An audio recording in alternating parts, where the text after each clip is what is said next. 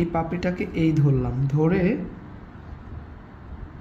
এটাকে একটু টেনে টেনে আনবো। দেখেন, টেনে আনলে পিছন দিয়ে যদি ছিঁড়েও যায় ভয় পাওয়ার কিছু না, আমার ফোকাস হচ্ছে সামনে, মুখ উপরে, মুখটা আর কি। ঠিক আছে। তারপর আমি আবার আরেকটা নিব, একটা গেল, এরপরে কয়টা হবে? তিনটা। তাহলে এই যে জোড়াটা দিয়েছি এই জোড়া বরাবর সামনে একটা হবে। আমি নিচের দিকে একটু গাম নিয়েছি, নিচে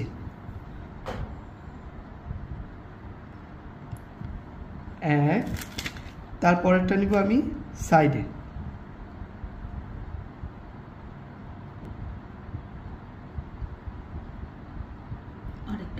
দুই,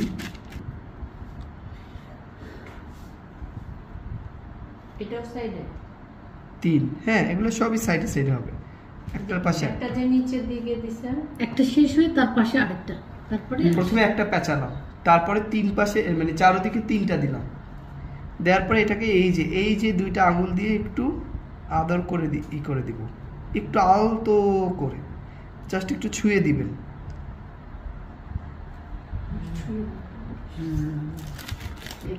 এর পরের লেয়ারে হবে আমার কয়টা? পাঁচটা।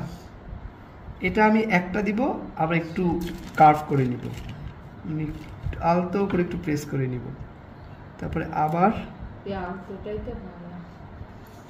হয়ে যাবে আপু, করতে করতেই হয়ে যাবে।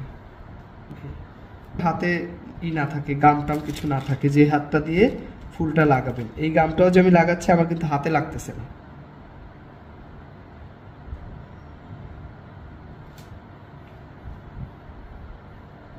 এটা একটু খেয়াল রাখবেন যেন কিলাটা খুব বেশি শুকিয়ে না যায়।